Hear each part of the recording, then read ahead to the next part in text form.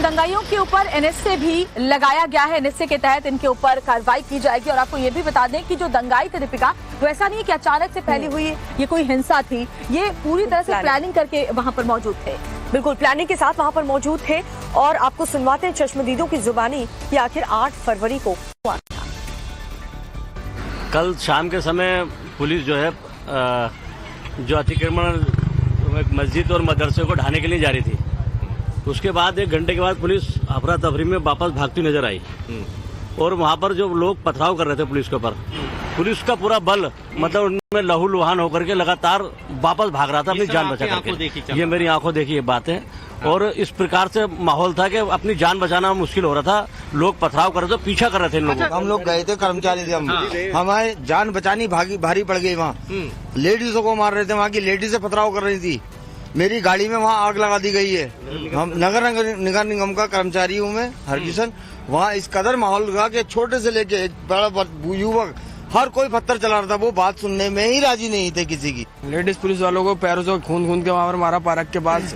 Police वालों ने, ये कौन लोग पब्लिक थी ना, पब्लिक उधर के मोमडन लोग बहुत सारे थे ना। कितने थे? हजारों गिनती थोड़ी ना थी उनकी पूरी। वो तो पब्लिक ने थोड़ा पुलिस वालों की शब्द करी। इधर लोगों ने गांधीनगर वाले नहीं होते तो गांधीनगर वाले युवा नहीं होते तो नहीं बच पाते पुलिस प्रशासन। पेट्रोल पंप वहाँ से फेंके गए हैं। कई लोगों के चोटें भी आई है। मेरे साथ के 3 लोग हैं हॉस्पिटल में, आईसीयू में एडमिट हैं। मदरसे का था, वो पहले ही बता रखा था इन लोगों को तोड़ना है। उसके बाद वो लेडीज से पथराव कर रही थी छतों से और बम फेंक रहे थे। वो बना के पेट्रोल पे पहले से पत्थर रखे थे? सब रखा था उनका। उनके घर के पास तो पटरियां हैं। पुलिस प्रशासन के पीछे वो हल्ला काटते हुए आए। उन्होंने कि मारो मारो पुलिस प्रशासन को। वो गांधीनगर के क्षेत्र में आए, फिर उन्होंने अपनी छतों से बहुत ही भयंकर करके पथराव करा इन लोगों ने। पुलिस वालों की जान बहुत बची गांधीनगर से। और गांधी आगे थे, भगा के कर रहे थे। उनके पीछे पब्लिक थी, पुलिस वाले आगे भाग रहे थे। ऐसा सीन था। अब गोली चलने की भी बात आ रही है। हाँ, गोलियां भी वो छतों से चला रहे थे। मीडिया बहुत आई थी, उन्होंने देखा, उन्होंने वीडियो भी बनाई कि छत से पथराव हो रहा था। मारा तो मीडिया वाले को भी है। तो चश्मदीदों को आपने सुना कैसे उपद्रवी लगातार पुलिस को निशाना बना रहे थे। उनका मकसद यही था कि पुलिस वालों पर हमला करें और उनकी हत्या कर दें। अब चलिए आपको एक पुलिसकर्मी की भी आप बीती सुनाते हैं कि कैसे जिस वक्त ये पूरी हिंसा हुई वो चारों तरफ से घिर गए थे। पथराव हुए, घर के अंदर घुस गए। हम लोग अंदर घुसे, हम कम से कम 15-20 लोग घुसे थे। उसके बाद बाहर से जो है फिर उन्होंने आग लगाने की कोशिश करी, पथराव करे, सब कुछ करा उन्होंने। बड़ी मुश्किल से जान बचा के आए हम लोग। फिर हमारा फोर्स काफी देर बाद हमारा फोर्स आया, फिर निकल के आए। जो पत्थर लगे ऊपर से इधर उधर से बहुत कंडीशन खराब, बहुत ज्यादा, बहुत मुश्किल से बच के आए हम लोग आज। जैसे ही हम लोग पहुंचे थे वहाँ पे तो पथराव होना शुरू हो गया। पथराव चलता रहा तो हम थोड़ा सब लोग पीछे धकेलते रहे। हमने प्रशासन अपना काम करते रहे। लेकिन क्या हुआ कि जैसे जैसे अंधेरा बढ़ता रहा, वो चारों तरफ से उन्होंने घेर लिया। घेर के फिर ऐसी कोई जगह नहीं थी कि जहाँ से उन्होंने पथराव नहीं किया। चारों तरफ से पथराव, बिल्डिंगों से, हर गलियों से, सब जगह से पथराव। रोड होल्ड अप कर दी, जाने की जगह नहीं छोड़ी। जो मिला उसको पकड़ मारा, पत्थरों से, लाठी डंडे जो मिला उससे मारा। और देखिए हमारे 3 सहयोगी इस वक्त ग्राउंड जीरो से लगातार आपको रिपोर्ट कल से ही दिखा रहे हैं, लेकिन इस वक्त हमारे साथ बरखा भी जुड़ी हुई है और साथ ही राकेश भी हमारे साथ मौजूद हैं। और राकेश भी हमारे साथ जुड़े हुए हैं और अभिषेक भी हमारे साथ मौजूद हैं। राकेश, किस तरह के हालात बने हुए? तीसरा दिन है आज उस दंगे के बाद, अभी फिलहाल वहां से क्या अपडेट्स हैं? बिल्कुल, देखिए श्वेता, जिस तरह से आप जिक्र कर रही हैं, 3 दिन हो चुके हैं। अभिषेक और राकेश, हम सभी लोग यहाँ पर इस वक्त मौजूद हैं।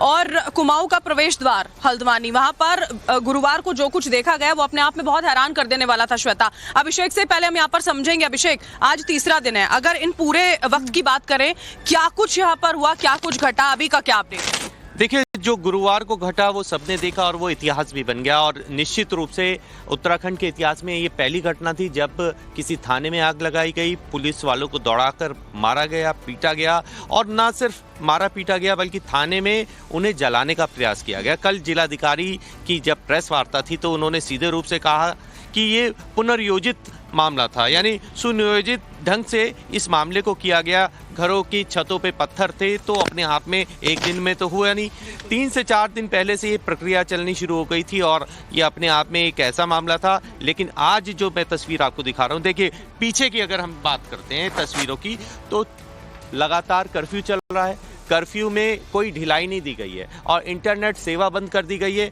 उनका सीधे रूप से कहना है जो दंगाई या कोई भी आदमी अगर बाहर निकलता है तो उसे पुलिस अपने हिसाब से निपटेगी, सीधे रूप से कह दिया गया। और मुख्यमंत्री कल आए और उन्होंने सीधे रूप से कहा कि न्याय मिलेगा, सबको न्याय मिलेगा, ऐसा कोई भी नहीं है जिसे न्याय नहीं मिलेगा। पुलिस कर्मी कल घायल पुलिस कर्मियों से बात की। अधिकारियों से अधिकारी यहाँ पर पहुंचे थे राकेश, मुलाकात यहाँ पर मुख्यमंत्री करते हैं, डीजीपी यहाँ पर पहुंचते हैं और ये सख्त निर्देश के आदेश इसलिए क्योंकि ये तस्वीरें पहले कभी थी नहीं। 10 मिनट बिल्कुल, ये तस्वीरें पहले कभी थी नहीं। और उत्तराखंड में आप हल्द्वानी में आइए, यहाँ से आगे आप नैनीताल बढ़िए, आमतौर पर काफी शांत क्षेत्र माना जाता है और इस तरीके के बवाल, इस तरीके की उपद्रव की उम्मीद किसी को बहुत ज्यादा थी नहीं। हाईकोर्ट का आदेश था, नगर निगम नोटिस देता है, 30 तारीख को नोटिस चस्पा किया जाता है। उसके बाद जब नगर निगम की टीम पहुंचती है अतिक्रमण हटाने के लिए तो उसके बाद वहां पर बलवा शुरू हो जाता है। और शुरुआत में अभिषेक एक बात और है जो मैं जानना चाहूंगा, क्योंकि ये प्लान हुआ कि हम 8 तारीख वो दिन होगा जिस दिन ये अतिक्रमण हटाएंगे,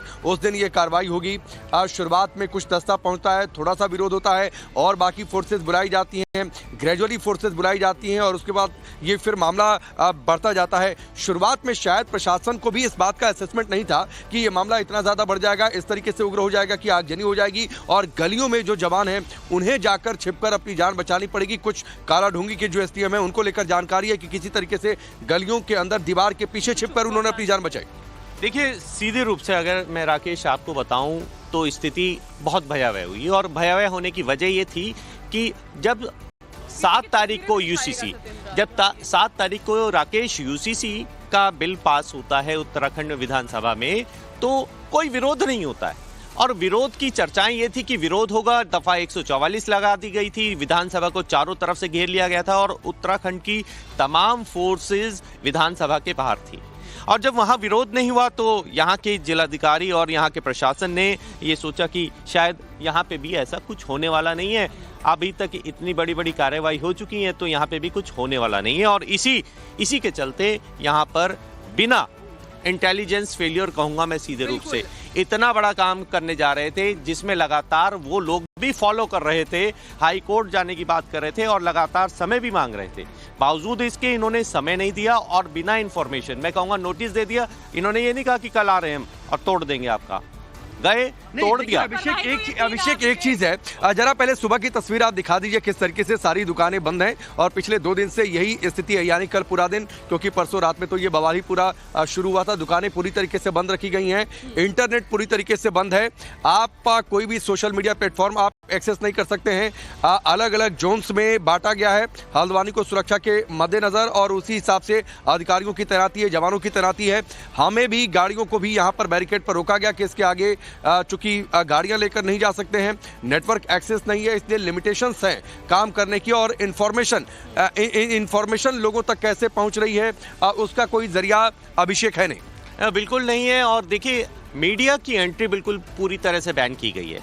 ये अपने आप में बेहद बड़ा सवाल है कि मीडिया बैरिकेड्स के उस तरफ रिपोर्टिंग करने नहीं जा सकता। तमाम ऐसे सवाल हैं जिसके अभी जवाब हम देंगे, आने वाले कुछ समय में देंगे। मीडिया की एंट्री क्यों बंद की गई, हम वो भी बताएंगे कि मास्टरमाइंड कौन था इस पूरे मामले का सबसे अहम सवाल, यानी खबर के आगे की खबर बात करेंगे। लेकिन आज जो हम बात कर रहे हैं और जिस पे हम चर्चा करने आए हैं कि इंटेलिजेंस फेलियर क्यों था। इंटेलिजेंस फेलियर इतना था कि जब ये नगर निगम की टीम वहां पहुंचती है तो पर्याप्त संसाधन के साथ नहीं पहुंची। पुलिस वालों के सर फूटते हैं, पत्थर से फूटते हैं, उनके पास प्रॉपर हेलमेट्स नहीं थे। पता है आपको, जो वहां हमने प्रत्यक्षदर्शियों से बात की, चश्मदीदों से बात की, उनका सीधे रूप से कहना था कि उनके पास हेलमेट नहीं है, हेलमेट्स नहीं थे और वो भाग रहे थे, अपनी जान बचाकर भाग रहे थे। 250 पुलिसकर्मी, आप विश्वास करेंगे, और पीछे जो जनता थी वो उनकी संख्या हजारों में थी। एक और चीज मैं और वो लोग नहीं, वो आप ये बता रहे हैं कि देखिए लापरवाही हुई है, ये बात अब जिस तरह आप बता रहे हैं उसे स्पष्ट हो रही है। कल जब अधिकारियों की ओर से प्रेस कॉन्फ्रेंस यहाँ पर की जा रही थी, डीएम ने बात की, बाकी पुलिस अधिकारी थे, उन्होंने कहा कि जो बरगलाने वाले लोग थे, जो बरगला रहे थे, यहाँ पर जो लोग मौजूद थे, अलग अलग हिस्सों में बरगलाया गया है। पहले लोग पहुंचते हैं, सिर्फ पत्थरबाजी करते हैं, फिर कुछ लोग आते हैं जो पेट्रोल बम लेकर यहाँ पर पहुंचते हैं, पेट्रोल बम फेंकना शुरू कर देते हैं, थाने को घेर लिया जाता है। 15 से 20 लोग अभिषेक के अधिकारी बता रहे थे, खुद ये स्टेटमेंट बाकायदा प्रेस कॉन्फ्रेंस में आया था कि 15 से 20 ऐसे लोग यहाँ पर थे जिन्होंने सिर्फ ये काम किया कि जो भीड़ आगे आगे आई जा रही है उसको अब भड़काने का काम। नहीं, एक चीज और है अभिषेक, आप एक साथ जवाब दीजिएगा। आप देखिए लगातार यहाँ पर पुलिस की गाड़ियों की आवाजाही, क्योंकि शिफ्ट में जवानों की तैनाती है तो उस हिसाब से ड्यूटी बदल भी रही है और ये संभवतः ड्यूटी बदलने का समय होगा और कुछ अतिरिक्त जवानों की तैनाती। मैं एक चीज अभिषेक और आपसे बात जोड़ता हूँ, मैं हूँ, आप हूँ या फिर एक सामान्य आदमी कहे कि भाई पेट्रोल बम बना दो, बनाने आता है क्या? तो उस भीड़ में वैसे लोग जिन्हें पेट्रोल बम बनाने या तो आता होगा या फिर उन्हें इस बात को ट्रेन किया गया होगा कि अगर स्थिति बिगड़ती तो पेट्रोल बम बनाना कैसे है। छतों पर पत्थर इकट्ठा किया जाना, ये एक जो इशारा करता है, तो ये इशारा क्या ये करता है कि एक बड़ी साजिश इसकी प्लानिंग की गई थी कि भाई 30 जनवरी के बाद जिस दिन भी होगा, क्योंकि हल्द्वानी में बरखा से मैं आगे चर्चा इस बात को लेकर करूंगा क्योंकि यहाँ पर अतिक्रमण का एक लंबा इतिहास है हल्द्वानी में। देखिए राकेश, इन्हीं सब बातों का जवाब बहुत जल्द हम लोग देने वाले हैं कि वो साजिशकर्ता कौन था। वो साजिशकर्ता ने 48 घंटे पहले यहाँ से अपना ठिकाना दिल्ली क्यों बना लिया, ये सब जवाब मिलेंगे। और वो साजिशकर्ता आखिर किस शराब माफिया के साथ जुड़ा रहा, इनका सबका जवाब मिलना है और पुलिस ने उन्हें कहीं हद तक